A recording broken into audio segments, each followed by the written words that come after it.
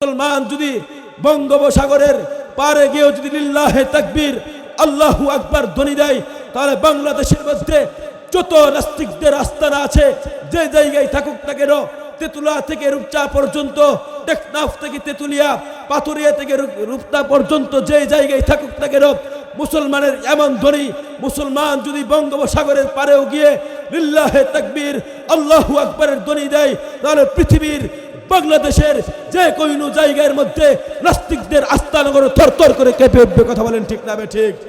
আল্লাহ পাকের দরবারে লাখ কোটি শুকর সুজুদ যে মহান রব্বুল আলামিন পৃথিবীর লক্ষ কোটি মানুষের মধ্য থেকে যাচাই বাছাই করে এমন একটা জান্নাতি মজলিসে, কোরআনের মজলিসে আপনাকে আমাকে শরীরকে সুস্থ রেখে আল্লাহ পাক রব্বুল আলামিন আশার এবং বসার তৌফিক দান করেছেন। সে মহান রব্বুল আলামিনের দরবারে দিল থেকে অন্তর থেকে একবার জুড়ে কালিমাতু শুকর আদায় করি, আলহামদুলিল্লাহ। মুহতারাম হাজরিন, আপনাদের সামনে আল্লাহ পাকের মহাগ্রন্থ আল কোরআন থেকে মশহুর একটি আয়াত তেলাওয়াত করেছি। রাসূলুল্লাহ সাল্লাল্লাহু আলাইহি সাল্লামের অসংখ্য গণিত বাণী থেকে মশহুর একটি হাদিস তেলাওয়াত করেছি। উক্ত আয়াতকে সামনে রেখে আপনাদের সামনে আল্লাহ পাক রব্বুল আলামিন আমিন আলায়েক বান্দা গুনাহগার বান্দাকে আমলের নিয়তে, আপনাদেরকে আমলের নিয়তে, মা বোনদেরকে আমলের নিয়তে, সকলকে ধৈর্যের সাথে শোনার তৌফিক দান করুক। সকলে বলেন আমিন। মুহতারাম হাজরিন, আল্লাহ পাক রব্বুল আলামিন আপনাকে আমাকে বানাইছেন মানুষ। কি বানাইছেন? মানুষ। পৃথিবীর মধ্যে সবথেকে দামি হচ্ছে মানুষ। আশরাফুল মখলুকাতের মধ্যে দামি হচ্ছে মানুষ। আল্লাহ পাক রব্বুল আলামিন আপনাকে আমাকে মানুষ বানাইছে। দুনিয়ার মধ্যে আল্লাহ পাক রব্বুল আলামিন বহু কিছু সৃষ্টি করেছেন। দুনিয়ার জমিনের মধ্যে আল্লাহ পাক রব্বুল আলামিন আশরাফুল মখলুকাত সৃষ্টি করেছেন, কিন্তু মানুষকে আল্লাহ পাক রব্বুল আলামিন এত এত নিয়ামত দিয়ে সৃষ্টি করেছেন যা গণনা করে কখনো শেষ করা যাবে না। মানুষকে আল্লাহ পাক রব্বুল আলামিন এত নিয়ামত দিয়েছেন, দুনিয়ার আর কোনো মাখলুককে আল্লাহ পাক রব্বুল আলামিন দেন নাই। মানুষ যেভাবে মন চায় সেভাবে চলতে পারে, মানুষ যেভাবে মন চায় সেভাবে ঘোরাফেরা করতে পারে। কথা বলেন ঠিক না ঠিক? মানুষ যেভাবে মন চায় সেভাবে চলতে পারে। আল্লাহ পাক রব্বুল আলামিন দুনিয়ার মধ্যে এমন এমন জাতি তৈরি করছে, এমন এমন প্রাণী তৈরি করেছে, এমনও প্রাণী আছে তারা কখনো বসে এবং শুয়ে ঘুমাইতে পারে না। যেমন ঘোড়া আছে, কখনো বসে শুয়ে ঘুমাইতে পারে না। তার যখন ঘুমের প্রয়োজন হয় সে দাঁড়িয়ে দাঁড়িয়ে ঘুমায়। তেমনভাবে আল্লাহ পাক রব্বুল আলামিন জিরাফ সৃষ্টি করেছেন। জিরাফের যখন ঘুমের প্রয়োজন হয় সে কোনো গাছের সাথে হেলান দিয়ে ঘুমায়। তেমনভাবে বানর সৃষ্টি করেছেন। বানর কখনো কাত হয়ে ঘুমাইতে পারে না। যখন বানরের ঘুমানোর প্রয়োজন হয় অনেকগুলো বানর একত্রিত হইয়া এক জায়গায় হইয়া সকল মিলে মাথা উঁচু করে ঘুমায়। কিন্তু আল্লাহ পাক রব্বুল আলামিন মানুষকে এত নিয়ামত দিয়া পাঠাইছেন, এত নিয়ামত দিয়া দুনিয়ার মধ্যে পাঠাইছেন, মানুষ যেভাবে মন চায় সেভাবে ঘুমাইতে পারে, মানুষ যেভাবে মন চায় সেভাবে বসতে পারে, মানুষ যেভাবে মন চায় সেভাবে দাঁড়াইতে পারে। কথা বলেন ঠিক না ঠিক? আল্লাহ পাক রব্বুল আলামিন মানুষকে এত নিয়ামত দিয়া পাঠাইছেন, এত নিয়ামত দিছেন, পৃথিবীর আর কোনো মাখলুককে দেয় নাই। আল্লাহ পাক রব্বুল আলামিন এত নিয়ামত দেওয়ার পরেও মানুষের কাছে কি দাবি করে? মানুষের কাছে কি আল্লাহ তাআলা দাবি করে? দুনিয়ার মানুষকে আল্লাহ পাক রব্বুল আলামিন কোরআনে কারীমের মধ্যে আয়াত নাযিল কইরা জানায়া দেন, ও দুনিয়ার মানুষ, তোমরা দেখো দুনিয়ার মধ্যে যা কিছু দেখো না কেন, দুনিয়ার মধ্যে চন্দ্র দেখো না কেন, সূর্য দেখো না কেন, যা কিছু দেখো, গাছ নদী নালা ইত্যাদি যা কিছু আছে, আমি আল্লাহ সব কিছু সৃষ্টি করেছি একমাত্র আমার বান্দাদের গোলামি করার জন্য। আর দুনিয়ার মধ্যে যা কিছু দেখবা, যা কিছু দেখছো, সব হচ্ছে আমার বান্দাদের গোলামি করবে। কিন্তু আমি আল্লাহ পাক রব্বুল আলামিন এর বিনিময়ে আমার বান্দার কাছ থেকে কি চাই? এর বিনিময়ে আমার বান্দার কাছে কোনো টাকা চাই না, এর বিনিময়ে আমার বান্দার কাছে কোনো জমি চাই না, এর বিনিময়ে আমি আমার বান্দার কাছে একটা জিনিস চাই, সেটা হলেন বান্দার ইবাদত। কি চাই? আল্লাহর ইবাদত। ওমা খালাকতুল জিন্না ওয়াল ইনসা ইল্লা লিয়াবুদুন।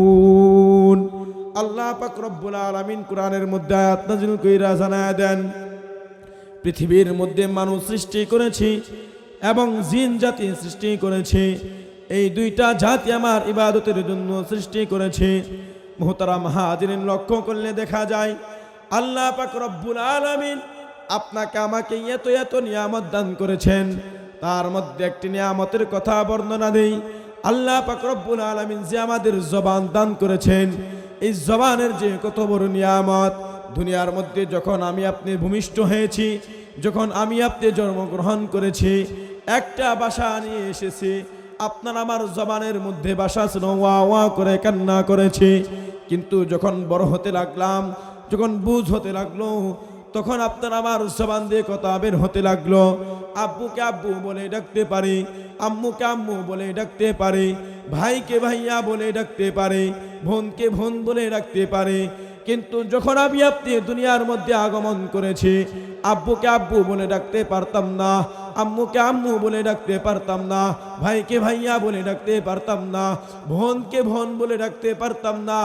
যখন আমার যা প্রয়োজন হতো, যখন আমার খাবারের প্রয়োজন হতো, একটাই আওয়াজ ছিল, ওয়া ওয়া কান্না ছিল। যখন আমার ঘুমের প্রয়োজন হতো, একটাই আওয়াজ ছিল, ওয়া ওয়া কান্না ছিল।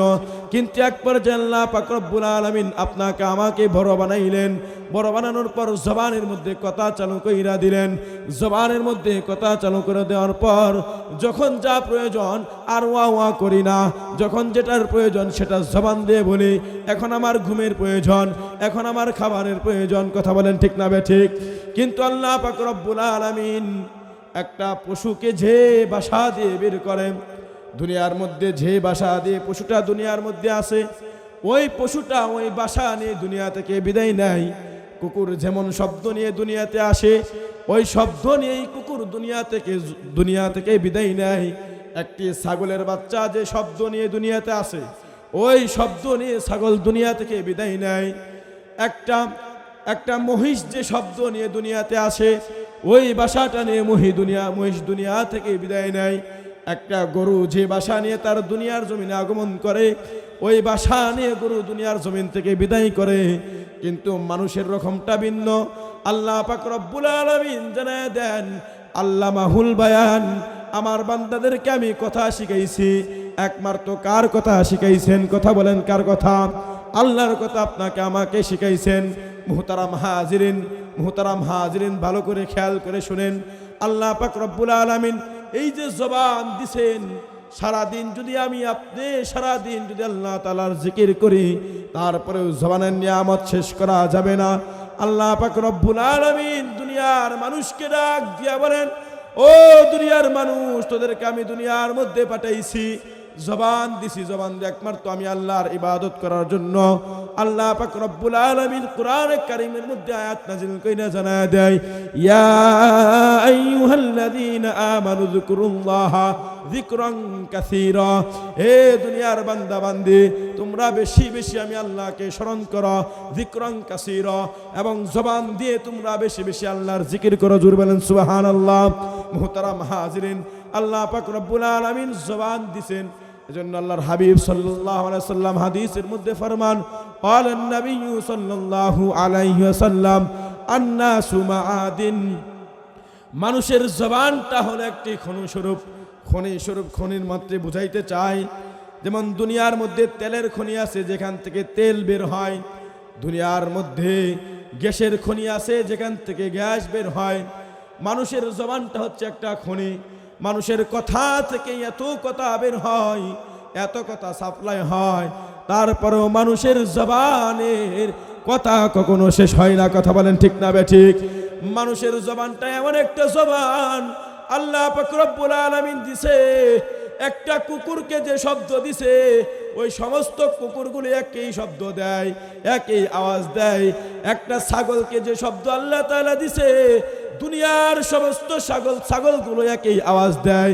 কিন্তু মানুষের মধ্যে আল্লাহ পাক রব্বুল আলামিন এমন একটা কণ্ঠ দিছে, দুনিয়ার মধ্যে লক্ষ লক্ষ মানুষ আছে, আল্লাহ পাক রব্বুল আলামিন দুনিয়ার মানুষকে এমন একটা ভাষা শিখাইছে, এমন একটা কণ্ঠ দিছে, এমন একটা সুর দিছে, দুনিয়ার কারো একজনের সাথে আরেকজনের কণ্ঠর মিল নাই, একজনের কথার সাথে আরেকজনের কথার মিল নাই।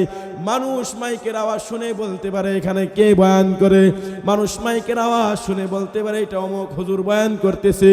কিন্তু আল্লাহ পাক রব্বুল আলামিন সব দেওয়ার পর আল্লাহ পাক রব্বুল আলামিন মানুষের কাছে চায়, ও দুনিয়ার মানুষ শুনো, ও দুনিয়ার মানুষ শুনো, ভালো কইরা বুঝে নাও। আল্লাহ পাক রব্বুল আলামিন এত নিয়ামত দিছে, নিয়ামত দেওয়ার পর আল্লাহ পাক রব্বুল আলামিন বলে না বান্দা তোরা আমাদেরকে টাকা দে, পয়সা দে, তা কিছু চান না। আল্লাহ পাক রব্বুল আলামিন একমাত্র আমাদের কাছ থেকে দাবি করে তার ইবাদত, একমাত্র দাবি করে তার ইবাদত। কি দাবি করে বলেন? কি দাবি করে? তার ইবাদতের জন্য দাবি করে। আল্লাহ পাক রব্বুল আলামিন বলেন, ও দুনিয়ার মানুষ, এই যে কণ্ঠ দিয়া দুনিয়ার জমিনে কত কথা বলো, ফাহেসা কথা, অনর্থক কথা, কাজের কথা, অকাজের কথা, কত কথা বলো দুনিয়ার মানুষ। একটি বারও তো তোমরা আমি আল্লাহর কথা জপো না, একটি বারও তো জবান দিয়ে আল্লাহর কথা জপো না। মুহতারাম হাজিরিন, একটা ঘটনা বলি।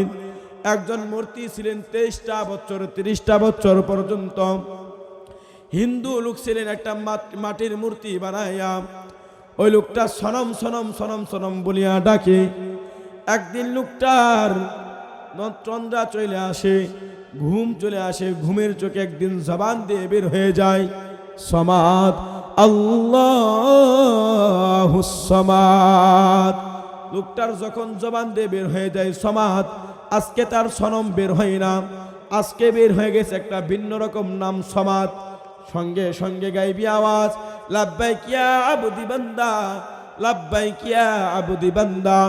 সঙ্গে সঙ্গে যখন এই আওয়াজ চলে আসে লোকটার কানের মধ্যে চলে যায়, চলে যাওয়ার পর লোকটার ঘুম ভেঙে যায়। ঘুম ভেঙে যাওয়ার পর লোকটা বলেন, কি আমার ডাকের সাড়া দিল? আমি তো 30টা বছর ধরে এই মূর্তি সামনে নিয়ে ডাকে, মূর্তি কথা বলে না, আজকে আমার ডাকে সাড়া দিল যে আমি তাকে দেখি না। আল্লাহ পাক রব্বুল আলামিন বলে, বন্দারে তোকে যে আমি এত আদর কইরা, এত ভালোবাসা মহাব্বত কইরা বানাইছি, ও বান্দা তুমি যে সনম সনম বলিয়া ডাকছো এটা তো তোমার আসল খোদা নয়। আজকে যে শব্দটা তোমার জবান দিয়ে বের হইছে তিনি হইছেন সমাদ, আমি হলাম তোমার খোদা। ও বান্দা তুমি তো দুনিয়ার মায়ায় পড়ে গেছো, দুনিয়ার মিথ্যা বানোয়াটে পড়ে গিয়া বান্দা আমি আল্লাহকে বলে গেছো। যখন বান্দা আল্লাহর আওয়াজ শোনার পর বান্দা তখন বলে আমার আর বুঝার বাকি নাই, এই যে মূর্তি দেখছি এটা মিথ্যা, এটা কোনো কিছু করতে পারে না। যিনি আমার একটি নামের আওয়াজ দিয়েছেন, শব্দ উচ্চারণ করে আমাকে ডাক দিয়েছেন, তিনি হলেন আমার খুদা, তিনি হলেন আমার রব। সিল্লা বলেন সুবহানাল্লাহ।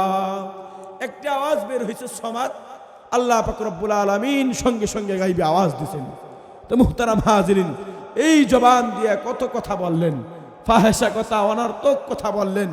এই জবান দিয়ে কত নেতা নেত্রীর স্লোগান দিলেন, এই জবান দিয়ে কত মার্কার স্লোগান দিলেন, এই জবান দিয়ে কত দলের স্লোগান দিলেন। কিন্তু আপনার জবানটা যিনি সৃষ্টি করেছেন, কিন্তু আপনার জবানটা যিনি দান করেছেন, নাফরমান মুসলমান, নাফরমান বান্দা বান্দি একটি বারও তো এই জবান দিয়ে সে আল্লাহর নাম জপলেন না। কথা বলেন ঠিক না ঠিক?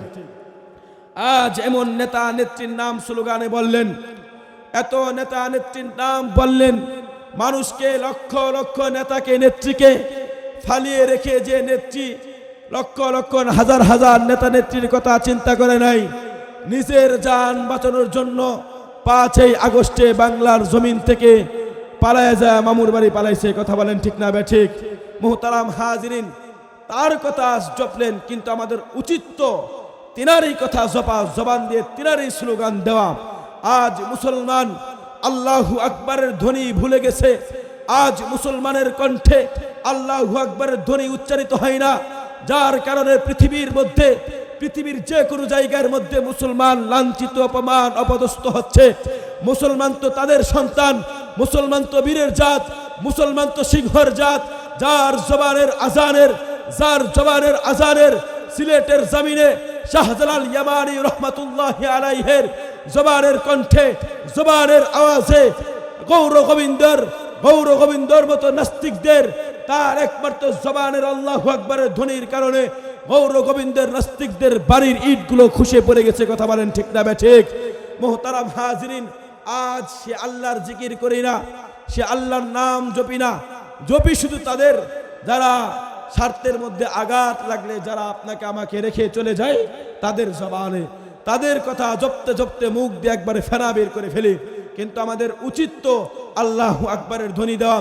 মুসলমানের ধ্বনি এমন একটা ধ্বনি, মুসলমানের আল্লাহু নারায়ে তাকবীর আল্লাহু আকবারের ধ্বনি এমন একটা ধ্বনি, মুসলমান যদি বঙ্গোপসাগরের পারে গিয়েও যদি লিল্লাহে তাকবীর আল্লাহু আকবার ধ্বনি দেয়, তাহলে বাংলাদেশের মধ্যে যত নাস্তিকদের আস্তানা আছে, যে জায়গায় থাকুক না কেন, তেতুলা থেকে রূপচা পর্যন্ত, টেকনাফ থেকে তেতুলিয়া, পাথুরিয়া থেকে রূপচা পর্যন্ত যে জায়গায় থাকুক না কেন, মুসলমানের এমন ধ্বনি, মুসলমান যদি বঙ্গোপসাগরের পারেও গিয়ে লিল্লাহে তাকবীর আল্লাহু আকবারের ধ্বনি দেয়, তাহলে পৃথিবীর বাংলাদেশের যে কোনো জায়গার মধ্যে নাস্তিকদের আস্তানগর থরথর করে কেঁপে উঠবে। কথা বলেন ঠিক না ঠিক?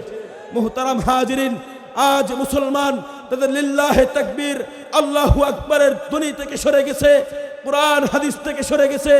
এর কারণে জায়গায় জায়গায় নাস্তিকরা তাদের আস্তানা বসাইতে চায়। এমনকি বাংলাদেশের মধ্যে ফ্যাসিস্টবাদী সরকার, স্বৈরাচার সরকারকে আমরা 5 আগস্টের মাধ্যমে, ছাত্র জনতার বিশাল আন্দোলনের মাধ্যমে বাংলাদেশকে স্বৈরাচার মুক্ত, জালিম মুক্ত করতে পেরেছি। কিন্তু এখন আমরা আভাস পাচ্ছি, এখন আমরা স্বপ্ন দেখছি, আমাদেরকে দেখাচ্ছে ঢাকা শহরের মধ্যে সমকামিতার অফিস বানানোর পাইতারা চলছে। কথা বলেন ঠিক না ঠিক? মোহতারাম হাজিরিন, সমকামিতার অফিস এই বাংলাদেশে হতে দেওয়া, কথা বলেন, হতে দেওয়া যাবে না। মুসলমান সমকামিতার অফিস হতে দিতে পারে না। কিন্তু ডক্টর ইউনূস সাহেব তিনি আমাদেরকে বলেছিলেন, আমি আপনাদের খেদমত করতে এসেছি, আমি দেশের সরকার হতে আসি নাই, আমি আপনাদের সেবা করতে এসেছি। আমার যদি কোনো ভুল হয়, জনগণ আপনারা আমার ভুল ধরিয়ে দিবেন। আমরা এই মাহফিল থেকে জানিয়ে দিতে চাই, আপনি যেহেতু আমাদেরকে দায়িত্ব দিয়েছেন আপনার ভুলগুলো শুধরিয়ে দেওয়ার জন্য, আমরা আপনাকে শুধরিয়ে দিচ্ছি। যিনি সমকামিতার নায়ক, যিনি মিথ্যা নাটক তৈরি করে সরোয়ার ফারুক, তার মতো নাস্তিক, তার মতো সরোয়ার ফারুককে আমরা উপদেষ্টার মধ্যে দেখতে চাই না। কথা বলেন ঠিক না ঠিক? এই সমস্ত নাস্তিক, এই সমস্ত বেঈমান, মিথ্যা বানোয়ার যারা বানিয়ে মানুষকে বিনোদন দেয়, যার মধ্যে কোরআন হাদিসের বিন্দু পরিমাণ বার্তা নেই, মিথ্যা বানিয়ে বানিয়ে মানুষকে বিভ্রান্ত করছে, ইসলাম থেকে দূরে সরে নিচ্ছে, দিন থেকে দূরে সরে নিচ্ছে, এই সমস্ত নাস্তিকদের মতো মানুষ উপদেষ্টার মধ্যে থাকতে পারে না। কথা বলেন ঠিক না ঠিক?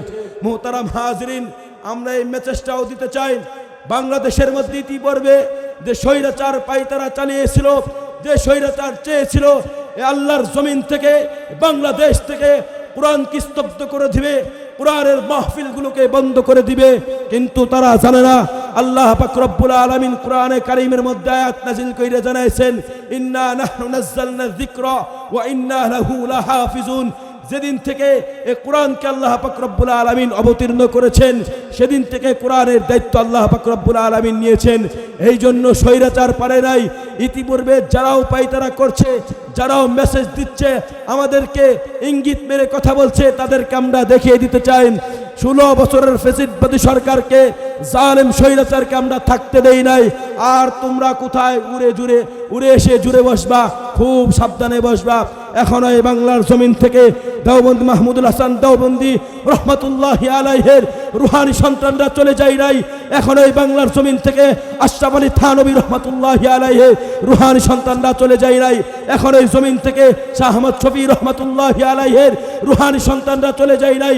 এখনো এই জমিন থেকে মুফতি আমিনী রহমাতুল্লাহি আলাইহির সন্তানগুলো চলে যায় নাই, এখন এই জমিন থেকে শাইখুল হাদিস আল্লামা আজিজুল হক রহমাতুল্লাহি আলাইহির সন্তানরা যায় নাই, এখনো তারা আছে, এখনো আছে এবং কি কিয়ামতের আগ পর্যন্ত থাকবে। তোমরা যেই কেউ আসো না কেন, ইসলামকে নিয়ে কটূক্তি করবা, কোরআনকে নিয়ে কটূক্তি করবা, আল্লাহর রাসূল ইজ্জতকে নিয়ে কটূক্তি করবা, এই রুহানি সন্তানগুলো তোমাদের সমস্ত নাস্তিকদের দাঁত ভাঙা জবাব দিয়ে দিবে। কথা বলেন ঠিক না ভাই? ঠিক। মুহতারাম হাজিরিন, এজন্য আমাদের খুবই হুঁশিয়ার থাকতে হবে, এ দেশকে নিয়ে যেন আর কোনো নাস্তিক পায়তারা করতে না পারে। মুসলমান চলে আসেন আল্লাহু আকবারের ধ্বনিতে, মুসলমান এখনো সময় আছে, চলে আসেন আল্লাহু আকবারের ধ্বনিতে। যে ধ্বনি শুনলে নাস্তিকদের আস্তানাগুলো থরথর করে কাঁপা শুরু হয়ে যায়, এখনো আমাদের সময় আছে, আমরা চলে আসি আল্লাহু আকবারের ধ্বনিতে। জবানের একটা হক আছে, যে জবানটা আল্লাহ পাক রব্বুল আলামিন দিছেন, এই জবানের 3টা আমল আছে। আমল কয়টা? এই মাহফিল থেকেই তালিমটা নিয়ে যান। 1 নাম্বার, জবান দিয়ে জিক্রুল্লাহ, বেশি বেশি আল্লাহ তাআলার জিকির করতে হবে। 2 নাম্বার হচ্ছে এই জবান দিয়ে সময় সুযোগ বুঝে আল্লাহ পাক রব্বুল আলামিনের কোরআন শরীফ পাঠ করতে হবে। 3 নাম্বার হচ্ছে এই জবান দিয়ে মানুষকে দ্বীনের দাওয়াত দিতে হবে, ইসলামের দাওয়াত দিতে হবে। চাই ইসলামের দাওয়াত দিতে গিয়ে যদি আমার ফাঁসি হয় তাতে আমার কোনো আফসোস নাই, ইসলামের দাওয়াত দিতে গিয়ে যদি আমার জেল হয় তাতে আমার কোনো আফসোস নাই, দ্বীনের দাওয়াত দিতে গিয়ে যদি আমার রিমান্ড হয় তারপরও আমার কোনো আফসোস নাই, আমার কোনো দুঃখ নাই। তারপর আমি মানুষকে দ্বীনের দাওয়াত, ইসলামের দাওয়াত, ইসলামের সঠিক কথাগুলো, ইসলামের সঠিক বাণীগুলো মানুষের মধ্যে বিলীন করতে চাই। এই হিম্মতটা রাখতে হবে। জবান দিয়ে যে শ্রমিক ভাইরা আছেন, মা বোনেরা আছেন, ওয়াজাতা ফাহেসা কথা জবান দিয়ে বলেন, কিন্তু আপনি জবান দিয়ে একটি বার, দিন হোক রাত দিনে মিলিয়ে যদি 100 বার যদি আল্লাহ আল্লাহ জিকির করতে পারেন, তাহলে জিকির কেমন পাওয়ারফুল। আল্লাহর নবী হাদিসের মধ্যে ফরমান যে মানুষের জামা কাপড় ময়লা হয়ে গেলে সেগুলো পরিষ্কার করার জন্য বিভিন্ন কিছু ব্যবহার করা হয়, পাউডার ব্যবহার করা হয়, সাবান ব্যবহার করা হয়। তেমনইভাবে মানুষের কলবটা পরিষ্কার রাখার জন্য মানুষের একটা কলব আছে, সে কলবটা যদি পরিষ্কার থাকে, ফ্রেশ থাকে, ভালো থাকে, তাহলে সে মানুষ আল্লাহ তাআলার ইবাদত করে শান্তি পাবে। তেমনইভাবে মানুষ গুনাহ করতে করতে মানুষ এত পরিমাণ গুনাহ করছে যার কারণে মানুষের কলবটা কালো হয়ে গেছে। এজন্য আল্লাহর হাবিব বলেন, এই কলবটা পরিষ্কার করার জন্য আল্লাহ পাক রব্বুল আলামিন কোনো সাবান ব্যবহার করে নাই, কোনো পাউডার ব্যবহার করে নাই। আল্লাহ পাক রব্বুল আলামিনের নাম ব্যবহার করেছেন, জিকির ব্যবহার করেছেন। যে যত বেশি আল্লাহ পাক রব্বুল আলামিনের জিকির করবে তার কলব তত পরিষ্কার হবে, আর যার কলব যত পরিষ্কার তার আল্লাহর ইবাদত তত বেশি ভালো লাগবে। মুহতারাম হাজিরিন, আমাদের এই কথা শুনে অনেকেই বলে যে হুজুররা রাজনীতি করে। আরে ভাই, আমরা রাজনীতি করি না। আমাদের যে মনের মধ্যে এখনো আমাদের ব্যথা যায় নাই, আমরা দেখেছি আমাদের আলেম সমাজদেরকে, আমাদের আলেমদেরকে, আমাদের উস্তাদদেরকে, আমাদের শায়েখদেরকে তারা জেলখানা থেকে আদালতে নিয়েছে, পায়ের মধ্যে হাতের মধ্যে ঝান্ডা বেরি, পায়ের মধ্যে রশি, মাজার মধ্যে রশি, হাতের মধ্যে রশি, গরুর মতো টেনে তারা আদালতে হাজির করেছে। কিন্তু আমরা দেখি আজ যখন স্বৈরাচারের বড় বড় লিডাররা যখন গ্রেফতার হয়ে গেছে, সালমান এফ রহমান সহ যে বড় বড় শয়তানগুলো গ্রেফতার হয়েছে, এই শয়তানদেরকে আজ আদালতে হাজির করা হচ্ছে, নতুন জামায় আদর করে, নতুন পোশাক পরে আদায় করা হচ্ছে। কিন্তু আমরা মেসেজ দিতে চাই, ডক্টর ইউনূস সাহেব, আপনি তাদেরকে উপযুক্ত শাস্তি দেন। কারণ আমাদের দিলের ব্যথা এখনো যায় নাই, আমাদের দিলের ব্যথা এখনো যায় নাই। আমরা যার আলোচনা থেকে 13টি বছর বঞ্চিত ছিলাম, তারপরেও তার আলোচনা আমরা শুনতে পাই নাই। যে সুস্থ মানুষকে হসপিটালে নিয়ে যাওয়ার পর সেই মানুষটাকে কিছুক্ষণ পর বলে সে মানুষ দুনিয়াতে নাই। আল্লামা দেলার হোসেন সাইদি রহমাতুল্লাহি আলাইহি, আমাদের ব্যথা এখনো মন থেকে যায় নাই, আমাদের দুঃখ কষ্ট এখনো মন থেকে আমাদের যায় নাই। আপনার কাছে অনতিবিলম্বে আমরা দাবি জানাই, এই সমস্ত ফ্যাসিস্টবাদীর উত্তরসূরিদেরকে, এমনকি যে সরকার, স্বৈরাচার সরকার, যার হাতের মধ্যে 2009 সালের পিলখানের ঘটনার রক্ত লেগে আছে, যার হাতের মধ্যে 2013 সালের শাপলা চত্বরের ঘটনার রক্ত লেগে আছে, যার হাতের মধ্যে 2016 সালের ব্রাহ্মণবাড়িয়ার 21 জন তলবে আলেমদেরকে মারার রক্ত লেগে আছে, এমনকি যার হাতের মধ্যে 2024 সালে আবু সাইদ মুগ্ধ ভাইদের মতো আমার শত শত ভাই বোনদেরকে 2013 সালে জুলাই মাস থেকে শুরু করে 5 আগস্ট পর্যন্ত যার হাতের মধ্যে রক্তের দাগ লেগে আছে, এই সমস্ত ফ্যাসিস্টবাদী সরকারকে, এই সমস্ত জালিমকে, এই সমস্ত স্বৈরাচারকে খুব দ্রুত বাংলাদেশে এনে বিচার করা দরকার। কথা বলেন ঠিক না ঠিক? মুহতারাম হাজিরিন, আজকের মঞ্চ থেকে আমরা জানিয়ে দিতে চাই, এখনো এই সমাজের মধ্যে কিছু ফ্যাসিস্টবাদীরা ঘোরাফেরা করে। গত বছর আমাকে এই যে এখানে এক মাহফিলে এক যুবলীগ না আওয়ামী লীগ কি বলে আমাকে মাহফিলের মধ্যে হস্তান্তর করা হয়েছিল, আমাকে বাধা দেওয়া হয়েছিল। ভাই, আমাদের কাছে এই মসজিদের এই কোরআনের মঞ্চগুলো 16টা বছর আমার হচ্ছিল না। আমরা কথা বলতে গেলে আমাদের মুখ তারা টিপে ধরতে চেয়েছিল, কিন্তু ভাই আল্লাহ পাক রব্বুল আলামিন মানুষকে তখনই ছাড় দেয়, কিন্তু আল্লাহ পাক রব্বুল আলামিন ছেড়ে দেয় না। আল্লাহ পাক রব্বুল আলামিন বলেন, ইন্না বাতশা রাব্বিকা লাশাদীদ, যখন আমি ধরি তখন কাউকে ছাড়ি না। মুহতারাম হাজিরিন, যুবক ভাইরা আমার, সকলেরই আমাদের ঐক্যবদ্ধ থাকতে হবে, এক থাকতে হবে। আমরা এই আওয়াজও শুনছি, আমরা এই আওয়াজও শুনছি, এই ফ্যাসিস্টবাদীরা নাকি কট করে বাংলাদেশে ঢুকে পড়বে, চট করে ঢুকার জন্য পায়তারা করছে। মুহতারাম হাজিরিন, কোনোভাবেই যেন এই ফ্যাসিস্টবাদীরা বাংলাদেশে ঢুকতে না পারে, সেদিকে আমাদের খুবই হুঁশিয়ার, খুবই সচেতন থাকতে হবে। এমনকি বাংলাদেশের মধ্যে এখন আমাদের কোরআনের মাহফিলগুলো উন্মুক্ত হয়ে গেছে, মসজিদের মেম্বারগুলো উন্মুক্ত হয়ে গেছে।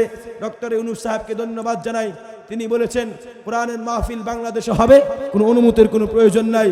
আর আগে তাদের আমলে যদি আমরা একটি কোরআনের মাহফিল করতে যেতাম, তাহলে আমাদের থানায় দৌড়তে দৌড়তে আমাদের পায়ের স্যান্ডেল ক্ষয় হয়ে যেত। কথা বলেন ঠিক না ঠিক? আজ এইগুলো নাই। আল্লাহ পাক রব্বুল আলামিন আপনাকে আমাকে যেহেতু ফ্যাসিস্ট মুক্ত বাংলাদেশ গড়ার তৌফিক দান করুক, এবং যত ধরনের নাস্তিকতা আছে সমস্ত নাস্তিকতা থেকে বাংলাদেশকে আল্লাহ তাআলা হেফাজত করে। সকলে বলেন আমিন। ওয়া আখিরু দাওয়ানা আনিল হামদুলিল্লাহি রাব্বিল আলামিন। আসসালামু আলাইকুম ওয়া রাহমাতুল্লাহি ওয়া বারাকাতুহু।